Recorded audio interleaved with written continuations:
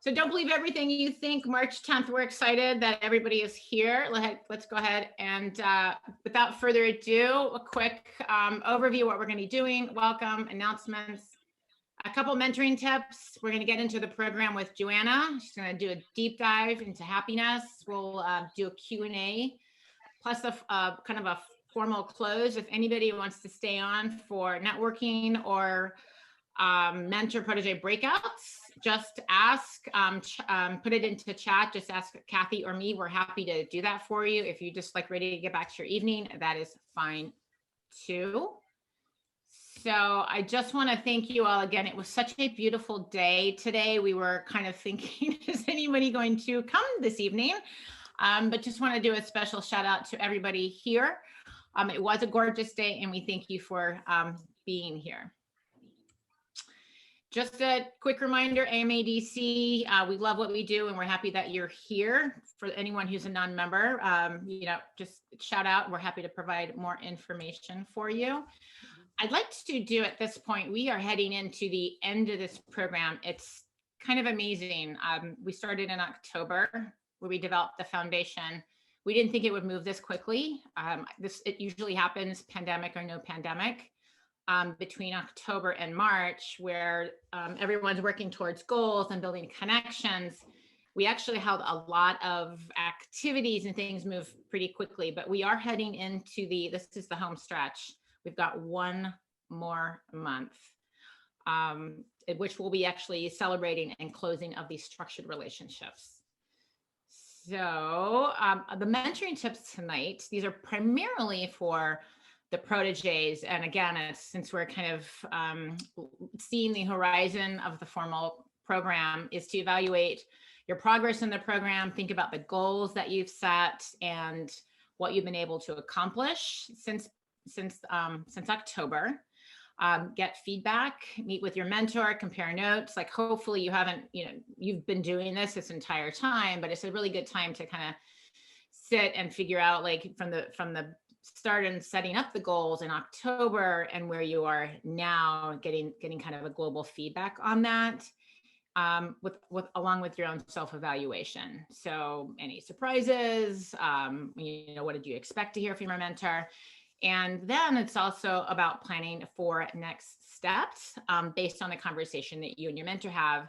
You want to decide whether or not to continue the relationship after the program ends. And this is not like this, do we stay together?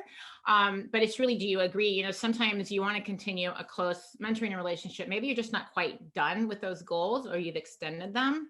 So it's a matter of, do you want to continue in that capacity? Or, this has been a really good positive experience, but you're ready to close it out and kind of maybe just, meet peripherally, just check in from time to time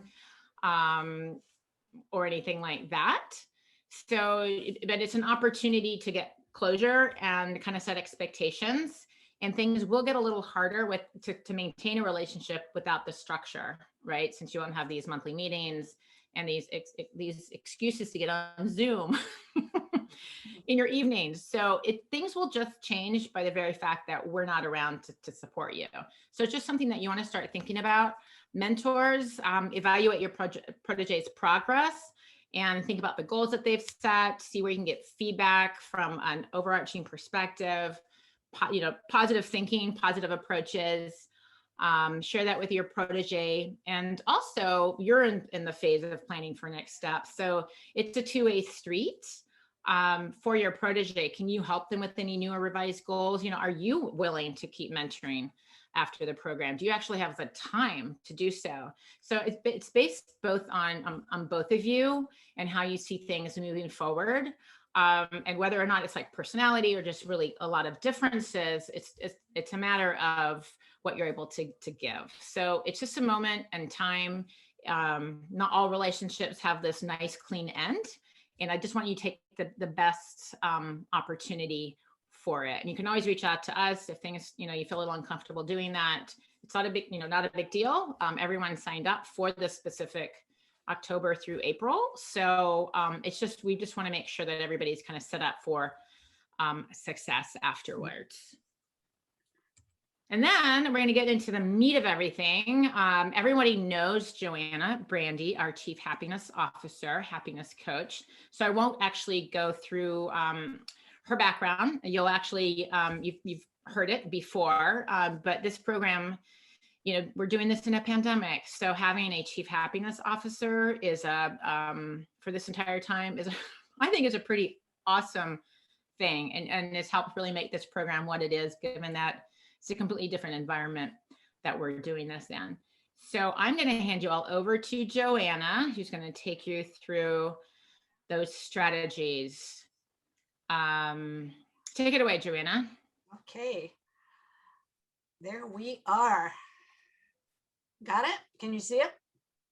Nope. Believe everything. I see my slide. We got it. You got it? Mm-hmm. It's up. Okay. Okay. Angela, you wanted to do a little temperature check there. Should I take care of that in my first activity? Oh, no, I'm going to do it right now. Thank you. Great. I'm going to give that right back to you then. Do you need your screen to do that? No, you can just, that's fine. Here we go. All Sorry, right. guys. Oh, we have a poll. Thank you so much. That's okay. I just got carried away with my mentoring tips. Everyone, if you don't mind just sharing. Haha, look at all these happy people. We should have asked, we wanted to ask this question before we said the word happy. Yeah. Right. All right, here we go. Ready?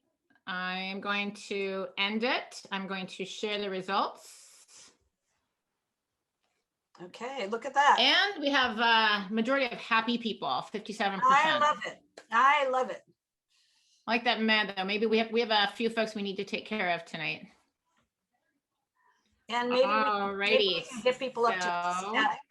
That would be cool. I'm going to stop sharing. Okay, good. And over to you. Wonderful. Okay, tonight's program is Don't Believe Everything You Think. And what we're going to do tonight is going to actually go kind of do a deep dive on what happiness is about, how you can create more of it, how you can outsmart your genetic happiness set point. And it all starts with your thinking. So we're going to, oh, come on, click away here. There we go. And in the end, what you'll end up with is 7 ways you can change your thinking and create more positive outcomes. So building on the poll that Angela just did, let's take it even one step further. In the chat box, share with everyone one thing you're grateful for right now. One thing you're grateful for. It's supper time? Oh, my husband. Health, vaccines, good health, healthy kids. That's a theme, right? My family and my health, the weather, spending more time with my spouse. That's lovely. Health, weather. I'm digging the weather here. Warm weather. Beautiful. Sunshine. Spring. I know we all get a little spring in our step in springtime. Yeah, speaking about gratitude is a really wonderful thing. I recommend this at the beginning of every meeting you have, is that you go around the room and you ask somebody to share, ask everyone to share what they're grateful for. Because what it does is kind of puts everybody in a good mood and on that positive vibe. We think somewhere between 60,000 and 80,000 thoughts a day. And the people that count this kind of stuff estimate that 80% of what we're thinking today is the same stuff we were thinking yesterday. And that 80 or 90% of that is probably negative because we're being fed so much negative stuff from the outside. That's a little bit scary because the thoughts you think make up the stories you tell about yourself and others, which eventually become the dramas that play out in your life. And the plot thickens. Every time there's a change in your mental emotional state, whether it's conscious or unconscious, it's accompanied by a change in your physiological state, says Elma Green, who was a pioneer in biofeedback. And this I learned about 30 years ago, and it blew my mind because when it really sinks in, you go, uh-oh, your body hears everything you say. And if there's a physiological change, every time it hears something, You better watch what you're saying, because every time you have a feeling, and a thought and a feeling come pretty quick, when you have a thought or feeling of goodness, of something that elevates you, you're creating the chemicals of calm, and you're turning on your parasympathetic nervous system. The importance of that is that's where all the healing lies in your body. See, we are capable of healing ourselves, but in order to do that, we have to be living in our parasympathetic nervous system. And when we're there, we get really cool chemicals like serotonin, which is known as the rest and digest hormone, like oxytocin, which is the relationship hormone. That's the love hormone. That's the one you want to be in if you're in relationship with anyone.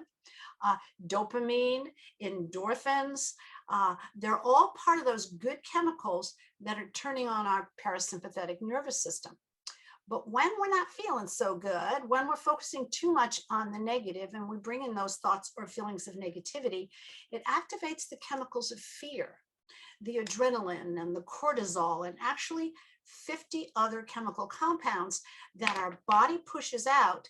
So it turns on the sympathetic nervous system and puts us in that fight or flight mode in case we're really in danger and have to run away, fight, or in some cases, freeze, so that the animal that's trying to get us thinks we're already dead. Now, the challenge is we have these thoughts and then we tell stories, because human beings are natural storytellers. So we start with a story and we take the story, and the story either spirals up or spirals down. Now, as marketers, you're pretty good at this, because this is what you do for a living. You create stories, right? So when those stories spiral up, something that's good gets better and better and better, and we're creating vision, and it's wonderful. But when the stories spiral down, we go down into what I call the rabbit hole. I'm not feeling so good today. Oh my gosh, I must have a fever. Oh my gosh, I must have COVID. Oh my gosh, I'll infect my whole family. You see how it goes. So the stories spiral our emotions, and if we don't catch them and examine them and pay attention to them, we can really put ourselves in a not good space. So the most important story that you tell, though, is the story you tell yourself. What are you telling yourself about your life, about your health, about your abilities, about your emotions? That's kind of tough when we are truly hardwired for hard times. So a lot of what happens to us on a day-to-day basis is controlled by our primal brain, the same brain the crocodile has, that crocodile brain, because in fact, your brain is not designed to make you happy. Your brain is only designed to keep you safe. So unless you're vigilant, and today we're being triggered every time we look at our phones, every time a message comes in, a tweet comes in, if it's got negative news, it's stimulating the part of the brain that wants to put us into fight or flight, which is the thing that causes stress. It's releasing the cortisol. And more importantly than anything, it affects our immunity. When we stay with a negative emotion, let's say you get angry at someone. When you stay with a negative emotion for more than 5 minutes, it can shut your immune system down for up to 6 hours. So when we talk to one another and when we take one of those stories and we make it worse than what it is, we're actually impacting our immune function. And as you know, when you get into that state, your heart rate goes up, your blood pressure goes up. And importantly, it shuts down the front part of the brain. That's really the executive function of the brain. It shuts that down. So the only thing your brain can see is what's wrong. It's a wonderful system, but our bodies were not designed to live in it because it's a contracting state. Now, positive emotions, on the other hand, make us smarter. They make us 3 to 10 times more creative. We're even better at doing complex analysis when we're in a positive state. Our memories get better when we're in a positive state. When we're in a positive state, what happens is the right hemisphere of the brain and the left hemisphere of the brain begin communicating better together. So we have a more holistic view on whatever subject we're focusing on. And we've actually seen increases in innovation between 300% and 400% in organizations that focus on happiness, because we become 3 to 10 times more creative. Positive emotions make us healthier, because that's where the T cells are being pumped out. That's where your immune system is being built. That's where your rest and digest is happening. Your body's able to stabilize better. You're able to get better sleep. Positive emotions make us more socially adept. 9 out of 10 people prefer to be with positive people because it's pretty contagious. And we now know that positive emotions actually make us wealthier, because we have larger networks, because we're better connected, because the things we need tend to come to us. And you're more likely to achieve the upper levels of your potential when you're experiencing a positive emotion. And if you think about that, whether you're a skier or a chef, a pickleball player, that's what they do down here all the time, a tennis player, no matter what you do, a musician, an athlete, no matter what you do, you're more likely to achieve the upper levels of your potential when you do it with a positive emotion. And for the people who don't like the word happy, and there are plenty, I have to tell you, that feel the word happy, especially in the business sense. You know, when I go in, lots of times I'm talking to CEOs about happiness, and I can see it on their face. And I'll say, let's choose a different word, because when I talk about happy, I'm talking about positivity. I'm talking about lots of different positive emotions. Some positive emotions are exciting positive emotions, and some positive emotions like serenity are nice, quiet, positive emotions. My recipe is learn to differentiate between the positive emotions and practice as many of them as you possibly can.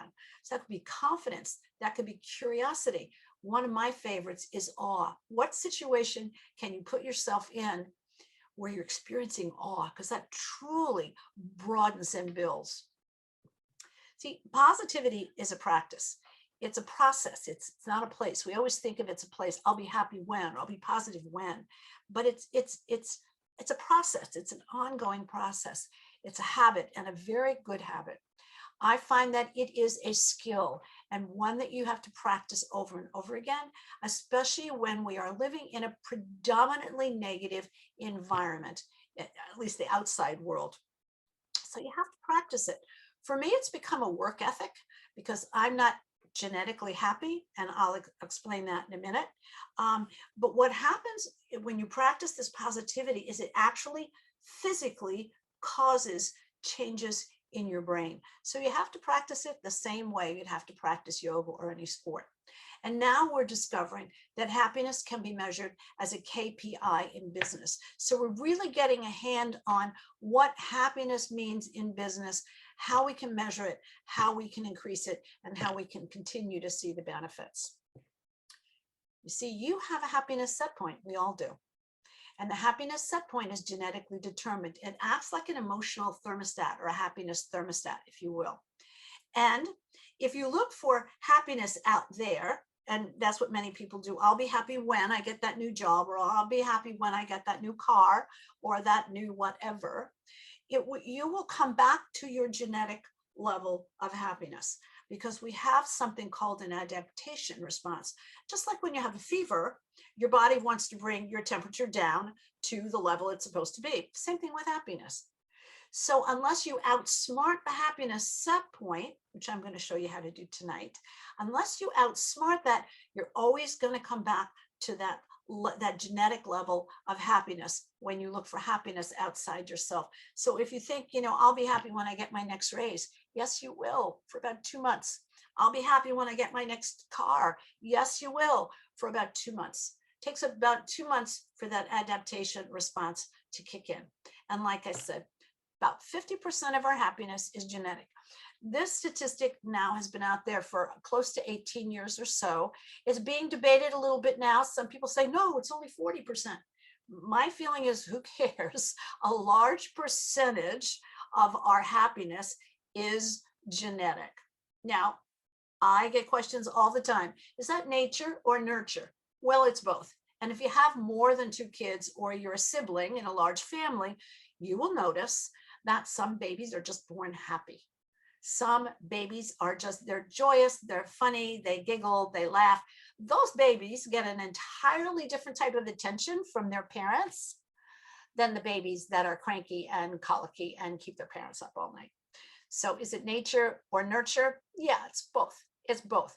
But suffice to say that if you weren't born happy, if you see pictures of yourself as a child and you looked rather sullen, and your pictures aren't consistently happy, chances are you'll have a little bit of a more difficult time as an adult maintaining that level of happiness, as I do. I was not a happy baby. Of course, so many years later, we found out there's a thing called lactose intolerance. And the reason that I wasn't digesting my food is that I was allergic to it. So that made a pretty miserable experience for my parents.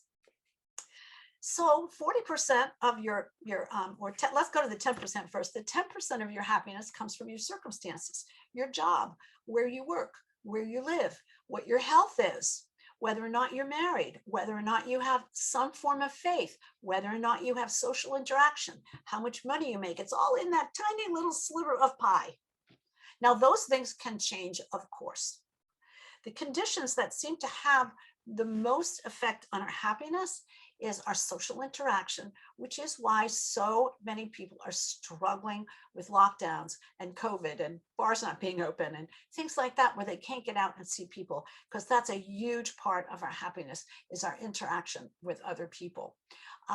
Statistics still show that married people are happier than unmarried people, but they don't tell us whether or not marriage makes us happier, or whether or not happy people just get married more often, which is what I think the case probably is. And the other thing that makes a difference is faith. Having a belief in something that's outside yourself, having a purpose, having meaning in your life. Look at that big chunk of pizza over there. 40% of our happiness is coming from the actions, the feelings, the actions, the habits, all the stuff that are in your voluntary control. So it's how you perceive the world. Habits, thoughts, feelings, and actions that are in your voluntary control. In other words, things you can control if you want to. So what we're going to do now, so you can discover from each other how other people are dealing with this, is we're going to move into some breakout rooms right now. And we are going to take a look at what are the habits, attitudes, feelings, or actions that are in your voluntary control that can impact your happiness for the better.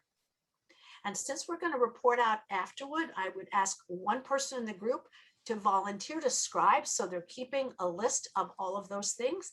And afterward, we will come back together. Who's got the? I got it. You, Kathy, is that you? Yep. Okay, you're going to do the breakout rooms. And I am. We're going to take about 8 minutes in those breakout rooms. That sound good to you, Kath? Sure.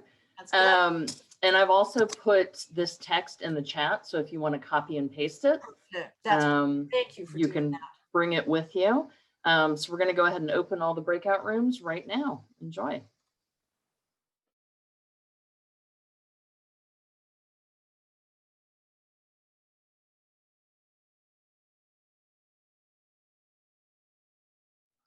Y'all happier? Rainbows. Two thumbs up.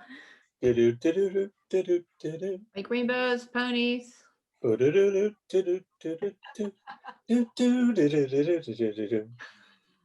we can always count on you to bring us up with song. I love it. Okay, that's my timer. That's the Judy Garland song, Get Happy. Okay. From the 1950 movie Summer Stock. Oh, There I you didn't go. hear that. Beautiful. Write that one down. Okay, now we had three groups, Kathy? We actually had 4 groups. We had 4 groups. Okay, I only saw 3 there. So who's going to represent that? Who was group 1? I think we were group 2. I didn't even notice. I was in a group and didn't even notice the group number. You were in group 3. I was in group 3. Okay, where's group 1? So group 1 is Jim Marks, Joy Levin, Katie Baumer, and Lisa. Okay, who is the spokesperson for that? That would be me. So we all came up with just a few things that either we've heard that have helped or things we do that help. So one thing is reminding ourselves that often the things we worry about don't happen. So, you know, good one. yeah, that we'll be in a situation and we think, you know, things are happening and our feelings are getting out of control, and then it works out and we realize this is another one of those times where I worried and, you know, didn't need to. We talked about the thought that being anxious often is really the illusion that you have control, that, you know, there's a lot of things we worry about and we think that's because we control them, but we don't. So that led into the thought of doing what we can do. You know, anytime there's a problem, thinking, you know, this will work itself out. What can I do now to, you know, change the situation or make it come out the way I want to? That's within my control. Right. And then we finished up just by saying that it really can help to distract yourself when these kinds of negative things are going on or you're anxious. I mean, so we, you know, like I talked about some of the things that I like to do that just distract me from negativity, and I really force myself to try to do them as much as I can. So.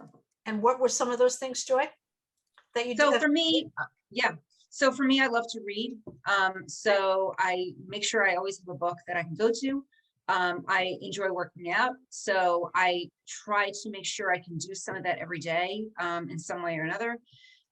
You know, I enjoy, I've become like a foodie during the pandemic. So, you know, coming up with good recipes and stuff like that. So for me, that's, you know, some of the things I like, and I enjoy my work a great deal. So if there's a part of my work I don't like or that's upsetting me, I try to focus on something that I enjoy about it. Beautiful. Thank you so much. Thanks. And There was one late thought that I wanted to add. And for me, it's really having a realistic sense of, have I done everything I can? And if I have, I have. That means I literally cannot do anything else. I cannot do more. So it's having a sense of what you can do and accepting that if you're doing everything you can, it might not be what other people say is enough, but it's all you can do.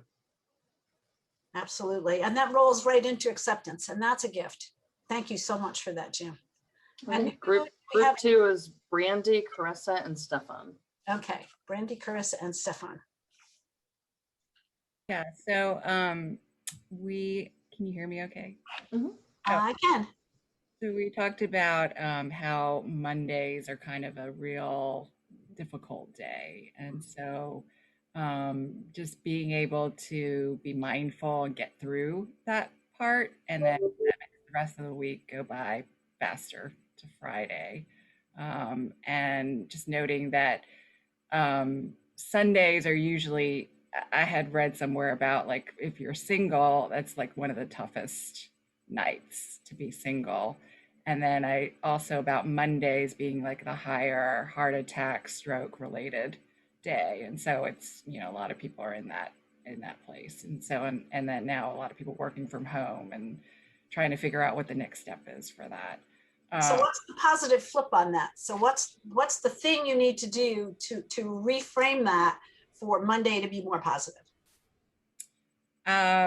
Well, I think a lot of it is being able to get in this moment and okay. enjoy in this present moment. So if there's something that you can do, like look out the window and just, you know, enjoy the chirping birds or something, you know, Great.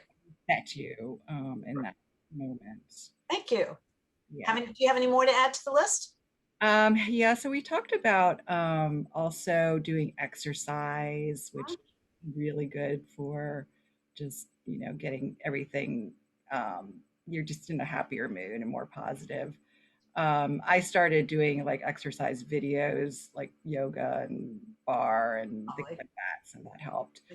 We also talked about cooking, and that made us all happier talking Everybody talked about cooking. It's so amazing what cooking is, what's happening now with cooking. Yeah, I'm on that page too.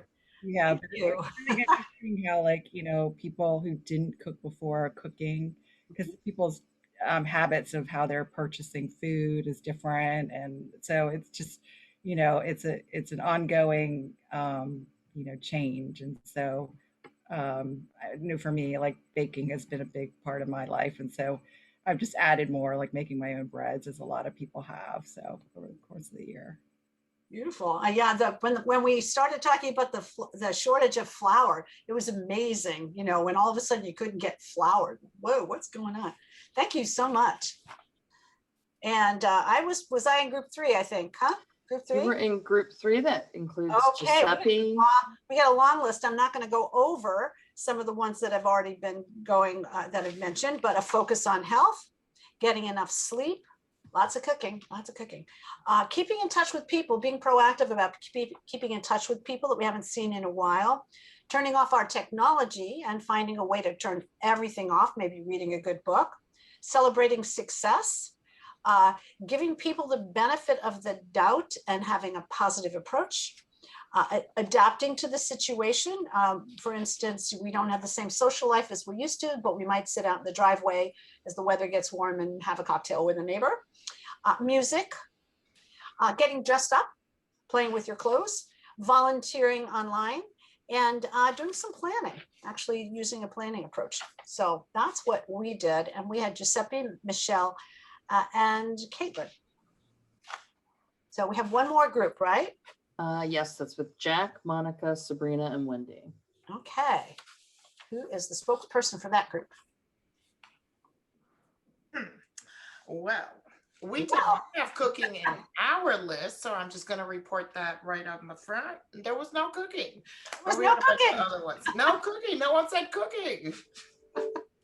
Maybe because we're all trying to lose the weight we gained during the pandemic. At least I know I am. But anyway, all right. Some of the ones that are diet, sleeping, exercising, hygiene, learning, who you socialize with and are influenced by or let be influenced by on a daily, whether it's work or social or family, scheduling your day for some of those things that do bring you joy,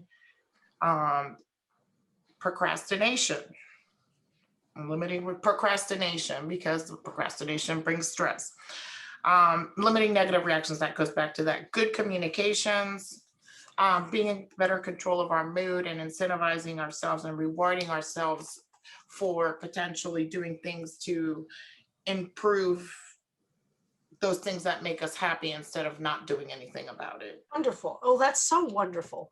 God, what else, Monica? I added starting a business, guys. Sorry, but that's just been the best thing I did for myself 7 years ago. And that made me really happy. So, and then this one was, we put a question mark, but alcohol. Well, in moderation, it's been shown to bring down your blood pressure in moderation. Exactly. So that was the conversation. Like, that was the conversation, as always is. Yes. Otherwise, it is not a good thing. And those good couple of hours that you have turn into bad moments in the future, next morning, following, so that's why we put it as a question. Okay, good. Thank you. Sure. So I'll put this together in a list. We'll get this out in a newsletter because this is a good list. I love it. So you see, you have quite a bit of control. So let me move on to sharing my screen again. Where's my screen? So between stimulus and response, there is a space. And in that tiny little space is our power to choose our response. And in the response lies growth and freedom. And the way I like to talk about this, especially when I'm in the workplace, is normally we react to things. There's a stimulus, we react. And when we're reacting to something that happened in the past. We're reacting to what happened the last time that person came to us with a problem. We're reacting as opposed to responding. So when we are more mindful, when we are noticing where we are, and this requires slowing down and getting some of the distraction out of our lives. When we are more mindful, we can notice that we've just been, there's a stimulus, but then we can say to ourselves, but how do I really want this to go? So we're responding and taking responsibility. So one of the first things I teach leaders is to notice what you notice. It's a wonderful practice. Where does your attention go? So you're there at the moment when you get to make the choice. Because when you want to change reality, and I don't know anybody that doesn't want to change theirs right now, we have to be able to create those new thoughts, new choices, new actions, new behaviors, new experiences, new feelings, which eventually lead to that new positive state of being. And since the world we've created is a product of our thinking, when you want to change the world, you start with your thinking. You see, happiness is not a vague state of mind. It's a specific measurable state of the body. There's distinct brain activity, heart rhythms, and body chemistry. So in reality, happiness is not a state of mind at all. It's a state of body mind. So when we're thinking, we're creating chemicals that are changing things in our body. Now, interestingly enough, when we create a negative emotion, it sticks like Velcro. This is the work of, oh, his name just flew out of my mind. It'll come back in a moment. He explains that this is, the negative emotions are like Velcro, because when you burn your hand on the stove, you want that to imprint somewhere in your head. When you walk down a dark street and in an area of town that you don't know and you don't feel really good about it, you want to remember that because it's an important negative emotion. It's going to help save you at another time. And then there's positive emotions, and positive emotions are like Teflon. They just slide right off. We don't tend to spend a lot of time being in positive emotions, but the positive psychologists are now making a great case for savoring those positive emotions, savoring the positive emotions. The other reason to do it is because negative emotions can shut down the immune system for up to 6 hours, but positive emotions can build your immune system for 6 hours, which is a really, really positive, that's a really positive thing. And I'm just remembering Dr. Rick Hansen came up with the Velcro and Teflon analogy, which is pretty cool. He wrote a book called Buddha's Brain. So he's not only a PhD, he's also a Buddhist. He's a very interesting man, and he works very deeply in the field of psychology, positive psychology, and has a lot of good things to say. You see, your body works best when it's positive 5 times more than it's negative. That's the big discovery of positive psychology, is that the human body actually works best when it's positive 5 times more than negative. And so what happens as you bring in more of this positivity, which is why we made that list, you can train your brain to be happier even if you weren't born happy. You can train your brain to be happier because neurons that fire together wire together. And the more you go in that direction, the stronger the neural pathway becomes. So in my case, what has happened is not that I don't feel negative emotions. Of course I do. I don't stay there as long, because the neural pathways for happiness are getting stronger and stronger and stronger as I do my own practices.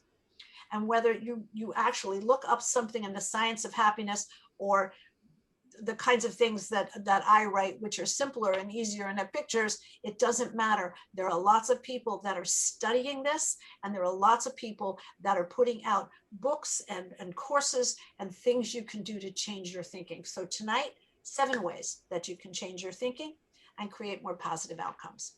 Number 1, become the witness. Become the witness. Are you thinking, or are you having thoughts? Of those 60, 70, 80,000 thoughts you're having a day, you are not deliberately thinking most of them. They're called automatic negative thoughts. And Dr. Daniel Amen, he calls them ants. He says that those automatic negative thoughts are stimulating the areas of your brain that are actually responsible for depression and anxiety, which is really important to pay attention to the thoughts that you're having. The supposition is that many of the thoughts you're having are not even yours, is that you're literally picking up thinking patterns from what we're listening to, what you're watching, who you're interacting with. So start paying attention. And when you find yourself going down that rabbit hole with a strange thought of, well, now what happens if this doesn't happen? What happens if that? Or what happens if? Stop yourself, because those automatic negative thoughts, those ants, are going to pull you down. And replace the negative ones with positive thoughts, because those are expansive. These are some of my favorite. Things always work out for me. I'm good at what I do. I enjoy my life. I'm so grateful. Gratitude, by the way, is like a superpower. Really understanding how to do gratitude, how to be in gratitude, how to sink into gratitude, how to be in that complete state of gratitude. There's an entire science of gratitude right now. Life is good. Hey, I'm healthy and strong. I can do anything. Wonderful new doors are opening for me all the time. Create a set of positive thoughts that pull you out of when the negative thoughts start swirling, when those ants start coming around. Dispute your inner thinking and channel your inner lawyer. This is the wonderful Byron Katie, who came up with a very simple 4-step process. And you can find it at thework.com. So challenge your thinking. So if you're going down the rabbit hole with that negative thinking, ask yourself, is it true? Can I absolutely know that it's true? What happens when I believe that thought? Who or what would I be without the thought? And then turn the thought around. Her work is really worth looking at because it's quite transformational. So she's truly teaching you how, I call it, channel your inner lawyer. Number 3, adjust your explanatory style. The difference between optimism and pessimism is just that they are different explanatory styles. My first happiness teacher was Dr. Martin Seligman, who's the founding father of positive psychology. And I fell in love with Marty Seligman when he wrote the book called Learned Optimism, because he proved that we could become more optimistic. So in the beginning, like when I used to come down to Florida to visit before I moved down here, when I came down to Florida, it seemed that it always rained. So I would say, oh, I hate it here. Every time I come here, it rains. Everything in Florida is wet and damp, and I literally hated coming to Florida. Now that I live here, I learned to look at it very, very differently, because I realized that the rain is not is not permanent. It's only temporary. And most of the time, if you wait 15 minutes, the weather will change. So I went from being a pessimistic visitor to an optimistic resident. So you can adjust that explanatory style by the way you talk to yourself and how you think. And the good news is that optimists live with hope, faith, and joy. And they are healthier, more creative, and open to possibility. They have more fun. They have lower blood pressure, cortisol. They have fewer heart attacks, and they live 7 to 9 years longer than pessimists. So while pessimists are closer than realists, as closer to realists, or realists are closer to pessimists, they're going to die sooner. So I like to take that optimistic path. Now, where do you lean? And I can speak about my own journey here as well, because how you interpret a situation has a lot to do with how your body responds to it. So if you're feeling like a victim, and if you're dramatizing things, oh, that's the worst thing that could have happened. If you're catastrophizing things by going down that rabbit hole, if you're awfulizing things, if you turn everything into a disaster, and let's face it, this is what the news does. This is what they get paid to do. If it bleeds, it leads. So this is what we hear when we take in the mainstream media stuff. You're leaning towards the victim.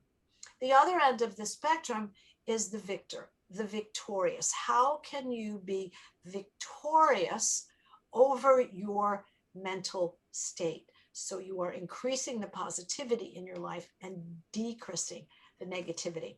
We have another little poll here for you. So let's see if we are a group of drama queens, or whether or not. Let's see, I'm totally in control of my own state of mind and choose a positive, optimistic view of life. I lean towards being in control. I'm in the middle. I lean towards the negative. When something negative comes up, I disasterize it, catastrophize it, or awfulize it. Oh, I think it's coming in good here. Look at that. Great. And it keeps changing every time somebody comes in.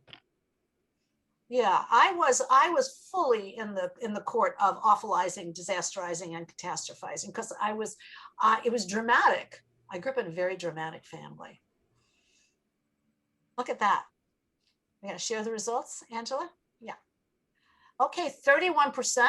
You're feeling you're totally in control of your own state and choosing a positive, optimistic view. 23% are leaning towards it. Terrific. 31%, you're in the middle.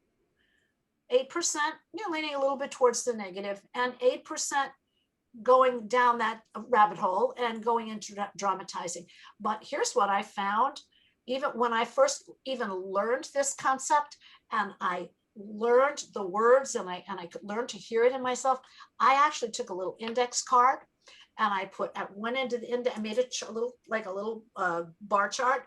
And at one end I put victim and at the other end I put victorious. And I would actually, after hearing myself on the phone, I'd give myself a score. So I inched my way up by paying attention. Simply by paying attention. Okay, stop share results. There we go.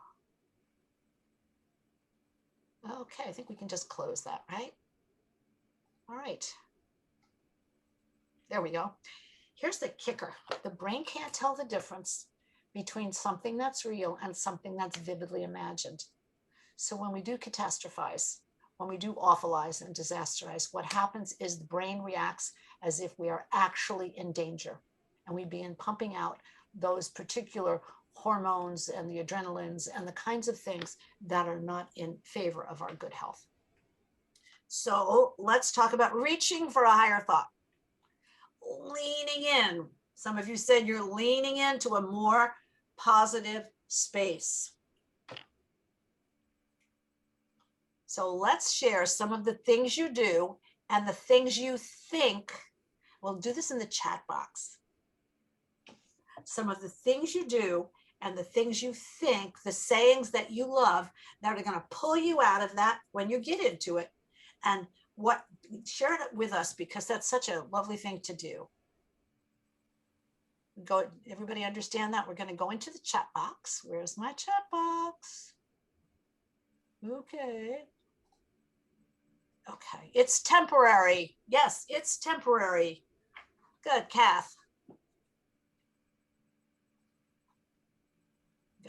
We got some other positive thoughts here. What is life is beautiful. It's gonna be all right. It's gonna be all right. La vita è bella. Life is beautiful. Yeah. Apologize for how it has made them feel, not for what you've done. Wendy, you want to pop on here and explain that?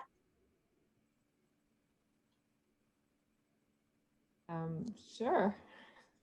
Can you hear me? Yeah, I can hear you. So if you stand behind your actions, but you didn't deliver it appropriately and didn't make someone feel good the way you delivered it. Okay. Don't take back what you did, but just apologize if it made them feel bad. Not for the action that you took. Right. Gotcha. Gotcha. Thank you very much, Wendy. I am exactly where I'm supposed to be in this moment. I like that one. My favorite one is everything I need and everything I need to know comes to me at exactly the right time. And it always does. Sometimes it comes in the form of direct mail, which is really interesting. Like I'll be struggling for a headline or for something I need to think about, and I'll go out and I'll get a package of direct mail like this because that's what's in my mailbox these days. And there'll be something in there and I'll go, wow, that's just the line I needed. So yeah, everything I need. Be bold, be yourself, and be amazing. Love it. Anybody else want to share some of the things they say to themselves? Oh, I love that. Alfred D. Sousa quote, work like you don't need the money, love like you've never been hurt, and dance like no one's watching. One of my favorites. Thanks, Brandi. That's wonderful. Work smart and have fun. These are great. What a beautiful collection. What a positive group. I love it. Okay, last chance to pop something into the chat box to share with others. It's all good, man. And whistle while you work, Jim. It's all good. It's all good. Thank you so much. That's just great. I love it.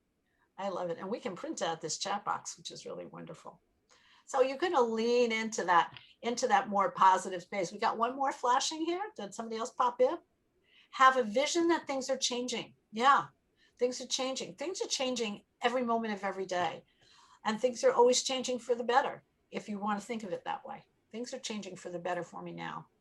I find that these positive affirmations are really, really useful, and they've been really useful for me during these strange COVID times. That's all that I'll say about them. Great, thank you. Now, the father of modern quantum physics, Max Planck, said, when you change the way you look at things, the things you look at change. And that pretty much speaks for what quantum physics teaches us. That as we begin to look at things differently, those things will begin to change. That's why it's so important to pay attention, be mindful, notice what you notice, because you can change the things by looking at them differently. And you do that once again by training your brain to be happier. When the neurons that fire together, wire together, they're going to build you a superhighway in your brain so that you literally begin to see things differently. When we are in a state of positive emotion, these positive psychologists are amazing. They've actually tracked the fact that your peripheral vision opens. You can actually physically see better when you're in a state of positive emotion, because the negative emotion, remember, is going to narrow your focus. So you can prime yourself. You want to write your resume, you want to write a cover letter, you want to write a marketing campaign. Prime yourself with positivity. That could be music, that could be a favorite verse that you read, that could be looking at pictures of your children, or in my case, it's grandchildren. You do something that you know is going to make you feel good before you have to tackle a big project that requires your creativity, and you'll do it better. Because the scientists are now telling us we need at least 3-to-1 positive to negative just to tip. And if you want to create high performance, which I know is what you all want to do, you need 5 times more. So that's the positivity ratio. You need 5 times more acknowledgement, affirmation, praise, goodwill, recognition, compliments.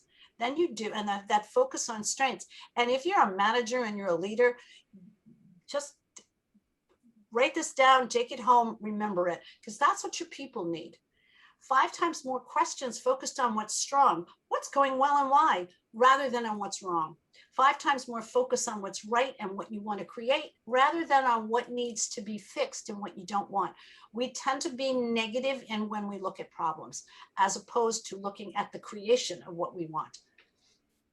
And it's interesting that they've also found that happy marriages have a 5-to-1 ratio.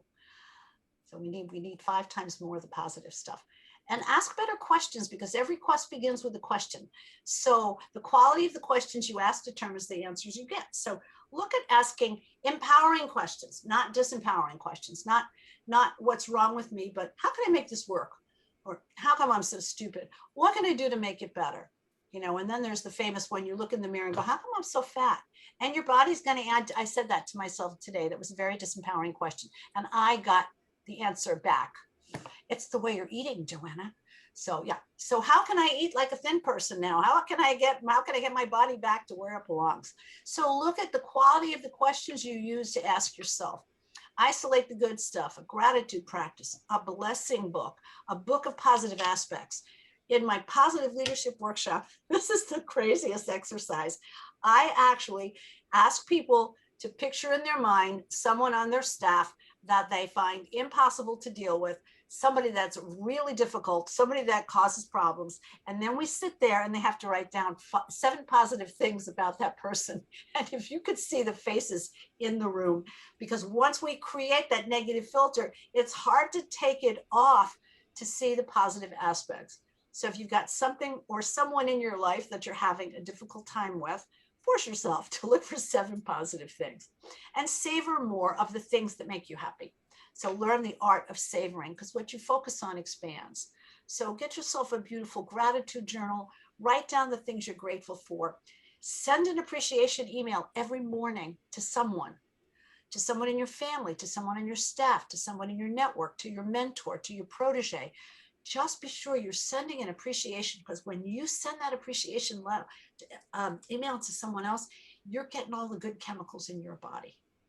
write a gratitude letter to someone who you've never properly thanked for something that they've done. And the way that's an evidence-based exercise from positive psychology. The way it is designed, go and deliver the letter in person. We're not doing that right yet. But so deliver it over Zoom, or read it to them over Zoom or FaceTime or whatever you use. And remember every day to tell people what you appreciate them about them. And get out of your mind and into your body. Everybody said something about exercise today. And when they've done studies at Duke University, and what they did is they compared the results of exercise up against the most powerful antidepressive drugs on the market. Exercise was more consistently effective in getting people out of depression. And Tal Ben-Shahar, who taught this at Harvard, says that if you're not exercising a minimum of 3 times a week for at least 30 minutes, you might as well be taking a depressant pill, because the body is not designed to be still. So shimmy, shake, move, get up off your chair several times a day. And positivity requires determination and commitment. So we want you to practice all this stuff. So in order to facilitate this, we're going to ask you to put into the chat box what music puts you into the positive vibe, and we're going to make a playlist for you. So when you need to get up and get happy, you'll have a customized AMADC happiness playlist. So let's see what we got. I'm going to put in there James Brown. Okay. Oh, Levitating by Dua Lipa. That's fabulous. Wake Me Up Before You Go, Girl. Woo! The Champion. I don't know that one. I'll have to look that one up. I'm going to put in there I Feel Good. No, that's wrong spelling. I Feel Good.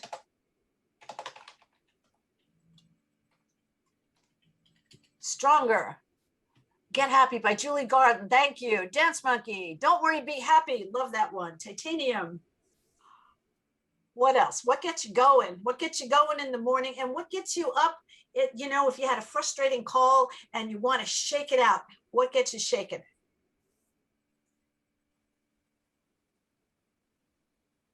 Heat by Kelly Clarkson. Yay!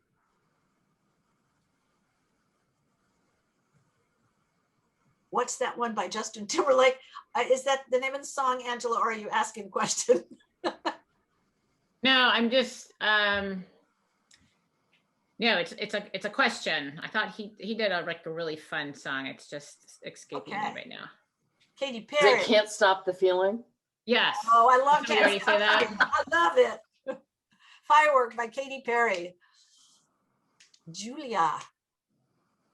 Oh my gosh, I love Rattling Bog. Jim, it had to be you, Jim. I love Rattling Bog. That is great. My kids introduced me to that. We used to sing in the car when my grandkids were little. They know all the words. Shake It Off. Shake It Off by Taylor Swift. This is cool. Thanks, Wendy. Can't Stop the Feeling. Oh, we're just gonna have the best playlist. This is cool. All right. Chat box is still open, so if you think of something else you want in there, just put it in there. Let's get Nansen. Okay. So questions, ask me questions. We saved time for questions.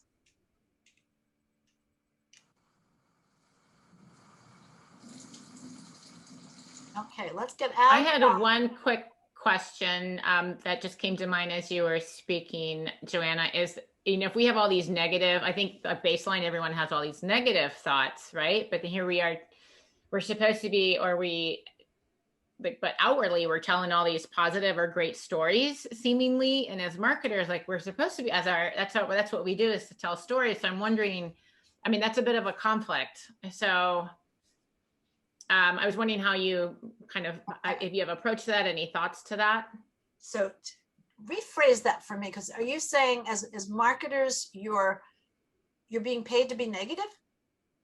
No, internally we tell ourselves like negative stories, like, right? We tend to be very critical of ourselves. Oh, okay. And how do we professionally or even outwardly, it's kind of this contradiction that outwardly we're telling, like, the movies are really not great stories, but there tend to be a lot of storytelling that maybe they're just actually, now that I'm asking this question, maybe they're not happy stories. They're just stories. But if you think of everyone is telling all these critical stories to themselves, and it's kind of a contradiction with like so many positive stories that we hear about. Well, I think the art of reframe is it is for me, and I've gotten better and better. The very first thing I did when I opened my own business, I went and studied NLP for a year. So I learned how to reframe things, and that is an art. Is how can you reframe the picture? How can you take a small piece of this picture and bring it into, make it larger? So you take the good and you blow the good up, and you take the bad and you move it out of the way. And you might even do it by, like when I work one-on-one with people, like for instance, I sat in my office one day, and when I was in the corporate world, and somebody came in and they were red hot angry. They were so angry. They were just furious at somebody. And so I asked the question, where is this thing you're talking about? Where is the feeling? Is it in front of you? Is it behind? Oh, it's right here in front of my face. I said, okay, is it in color or is it in black and white? She said, it's in color. I said, okay, see if you could turn that into a black and white picture. And I just sat there, and she did. And then I said, now I want you to take that picture and I want you to put it over behind you. And she was able to, okay, I'm going to move the picture over and behind me. Now I want you to shrink it. Well, by the time we finished changing the picture that was in her head, the anger had gone away because we changed the representation.